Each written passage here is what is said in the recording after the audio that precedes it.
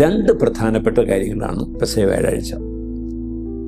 ഒന്ന്, യേശു കുർബാന സ്ഥാപിച്ച കാര്യം. രണ്ട്, ആ കുർബാന അർപ്പിക്കുന്നതിനുള്ള പൗരോഹിത്യ സ്ഥാപനം. ഈ രണ്ട് സ്ഥാപനങ്ങളുടെ ഓർമ്മയാണ് പെസഹ വ്യാഴാഴ്ച നമ്മൾ അനുസ്മരിക്കുന്നത്.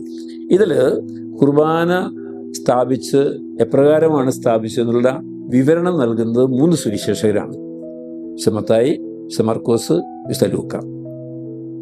യോഹന്നാൻ ശ്ലീഹ കുർബാന സ്ഥാപനത്തിൻ്റെ സൂചന നൽകുന്നുണ്ടെങ്കിലും ആ നരേഷൻ, അപ്പം എടുത്തു, വാഴ്ത്തി, മുറിച്ചു, കൊടുത്തു, പറഞ്ഞു എന്ന് പറയുന്ന നരേഷൻ കൊടുക്കുന്നതിന് വളരെ പ്രധാനപ്പെട്ട, കുർബാനയുടെ അന്തസത്ത നമുക്ക് മനസ്സിലാക്കാനായിട്ട് സഹായിക്കുന്ന ഒരു പ്രധാനപ്പെട്ട കാര്യമാണ് യോഹന്നാൻ ശ്ലീഹ പറഞ്ഞു വെച്ചിരിക്കുക. എന്താണത്? കാലുകഴുകൽ ശുശ്രൂഷ. കുർബാന എന്ന് പറയുന്നത് യേശു തന്നെ പൂർണ്ണമായിട്ട് സമർപ്പിച്ച് നമുക്ക് ജീവൻ നൽകിയതിൻ്റെ, അതിൻ്റെ ശരീരം മുറിച്ച് രക്തം ചിന്തി നമുക്ക് ജീവൻ നൽകിയതിൻ്റെ ഓർമ്മയാണ്. ഒപ്പം കുർബാന എന്ന് പറയുന്നത് നമ്മളെ തന്നെ സമർപ്പിക്കുന്ന കൂട്ടത്തിൽ വിനീത ഭാവത്തോടുകൂടി, സ്നേഹത്തോടുകൂടി, എളിമയോടുകൂടി അന്യോന്യം പാദങ്ങൾ കഴുകാൻ കൂടി നിങ്ങൾക്ക് സാധിക്കണം.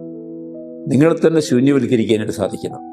ആ ഒരർത്ഥത്തിൽ കുർബാനയ്ക്ക് വളരെ അർത്ഥപൂർണമായ ഒരു ദൈവശാസ്ത്രപരമായിട്ടുള്ള വ്യാഖ്യാനം നൽകിയ വ്യക്തിയാണ് വിശുദ്ധ യോഹന്നാൻ ശ്ലീഹ.